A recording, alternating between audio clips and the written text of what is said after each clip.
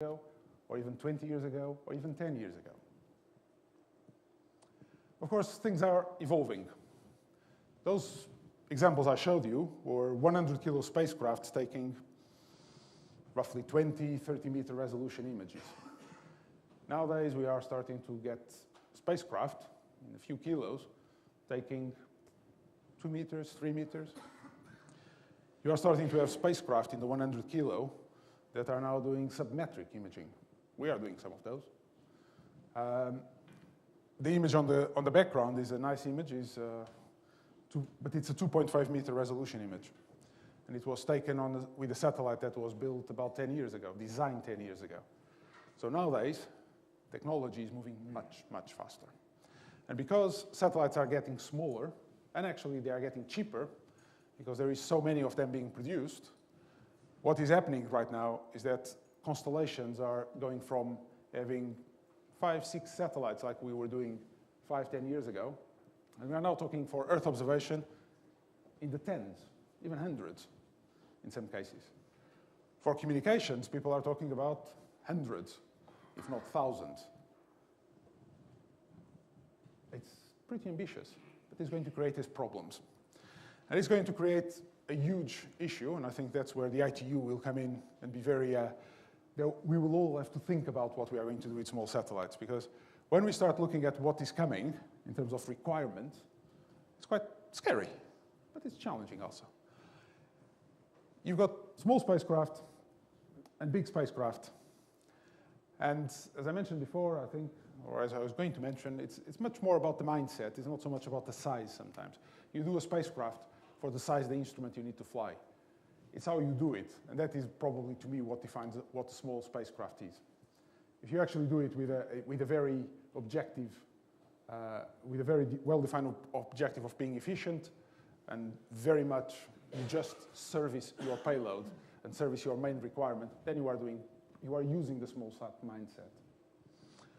But what this is going to do is that pretty much whatever size of spacecraft, the data rates we are generating nowadays in images, in scientific instruments, in meteorological instruments, on small satellites are running in the gigabits per second. I've got a design, I'll show it in a bit, that generates the very nice sum of 31 gigabits per second from an instrument.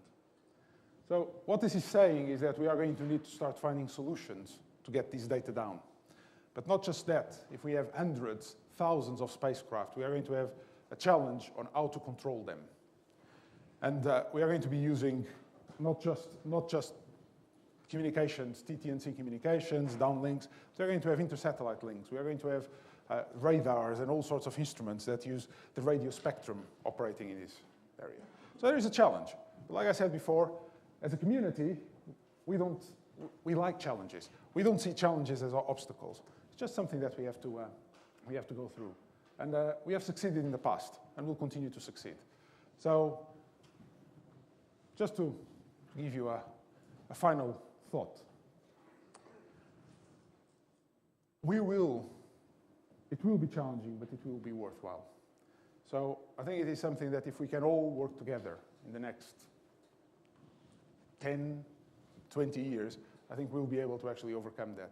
But it will be an interesting ride. It will be an interesting challenge for the next few years. So I hope we succeed, because as a community, I think it's quite worthwhile for Earth and for the space industry. So thank you very much.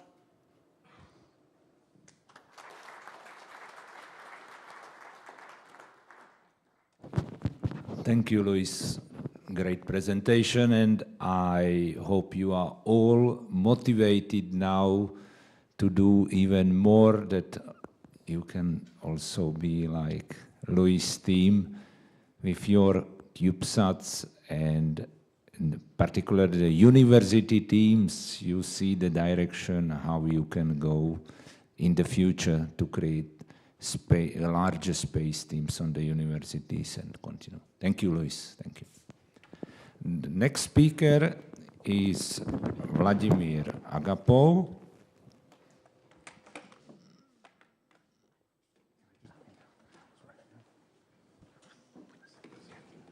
And Vladimir AGAPOV is a senior scientist at the Keldysh Institute of Applied Mathematics at the Russian Academy of Science.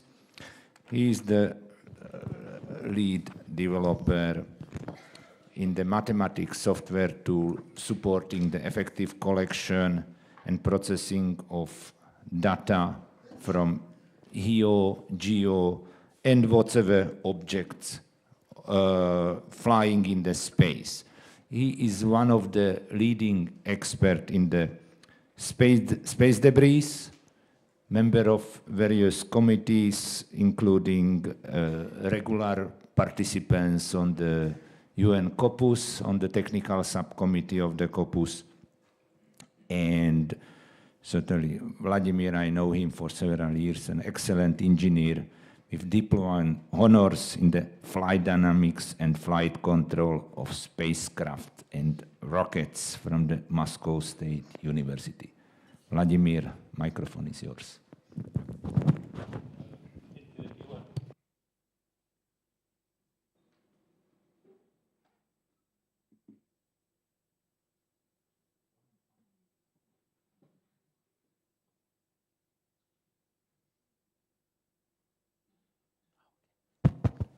Good. No. Thank you for giving me this opportunity to present something I hope interesting for this very good community. So yesterday, the majority of talks on regulatory issues were related to mainly radio frequency. Today, I would like to talk a little bit about different issues related to the small satellite missions, and those issues are related to space debris, spaceflight safety or spaceflight operation safety in general, and long-term sustainability of outer space activities. So why new requirements appear in this domain? The space is becoming more and more congested. Right now, we have more than 1,100 operational satellites on orbit. And this number is growing. And during the last year, the largest contribution into this figure was due to the launch of small satellites, because there were more than 100 small satellites launched just for 1 year. And unfortunately, despite of we have very wide, very broad space around the Earth, just a few orbital regions are useful and really used for placement of spacecraft. That results in increasing of concentration of operational spacecraft or operational payloads in the same orbits or orbits having similar parameters. For example, this is sun-synchronous orbits. Nano and pico satellites usually are launched not as a standalone satellites or not as a main payload, but as a secondary payloads. And as a result, they are inserted into the same orbit as a main payload. And despite of possible problems that can appear due to low observability of tiny object on certain orbits, especially high orbits. But sometimes the small satellite community do not have other choice rather than to place own satellites together with a bigger one. And special density of distribution of traceable space objects is already high, if not critical, in some regions of space, and especially in LEO. The LEO is the most used region of the near Earth space, and you know that there are a few orbital regimes, like near-polar orbits, including sun-synchronous, at altitudes from 800 to 900, and near-polar orbits higher than 1,000 kilometers. They are very populated, not just by spacecraft, operational spacecraft, but also by a large amount of space debris. And another reason why the space is becoming more congested, and we expect that it will become more congested, that future small satellite projects suppose further miniaturization. I mean femtosatellites, and thus possibility of launch of hundreds of very small, extremely small payloads simultaneously. And you can imagine that launching just a few launches, say 10 launches by 100, it will create 1,000 of extremely small satellites which are not detectable with the ground monitoring sensors. And if we talk about space debris and talking about collisions, fragmentations, and saying, wow, that was 1,000 debris created and they pose a threat to operational spacecraft.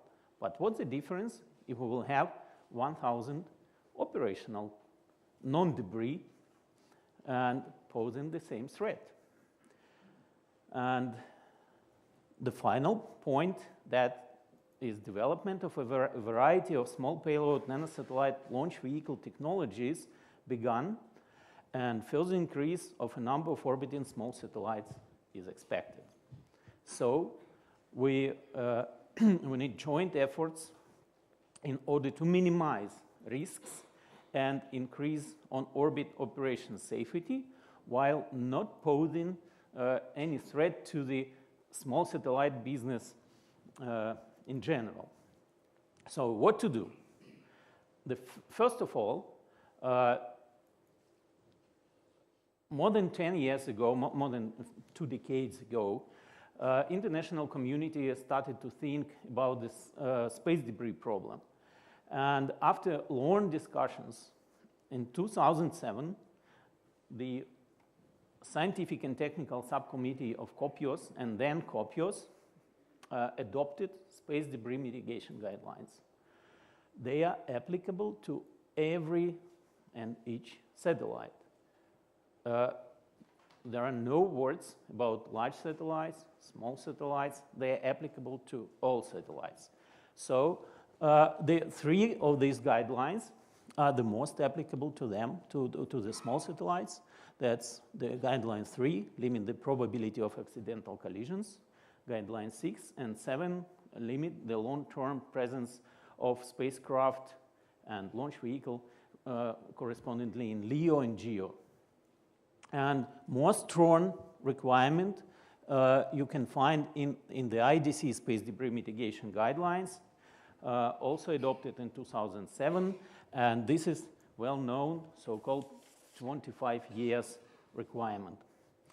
But that's not all. What to do is to prepare yourself to follow recommendations that are being developed by the international community right now. So what we are doing, we are preparing guidelines for the long-term sustainability of outer space activities, and the main topics being considered during this development are listed here, and you see those already mentioned yesterday, like registration, contact information, and also there are some which didn't mention yet, and the use of standards when sharing orbital information, conjunction assessment during orbital phases, and use of techniques and methods to improve the accuracy of orbital data. So what do we need to avoid collisions during operational lifetime? So I would like to provide a few practical recommendations to the small satellite community, because small satellites are different from large ones, mainly in that part they normally do not have any means of trajectory change, like engines. Some, yes, some have, but not all. But the first step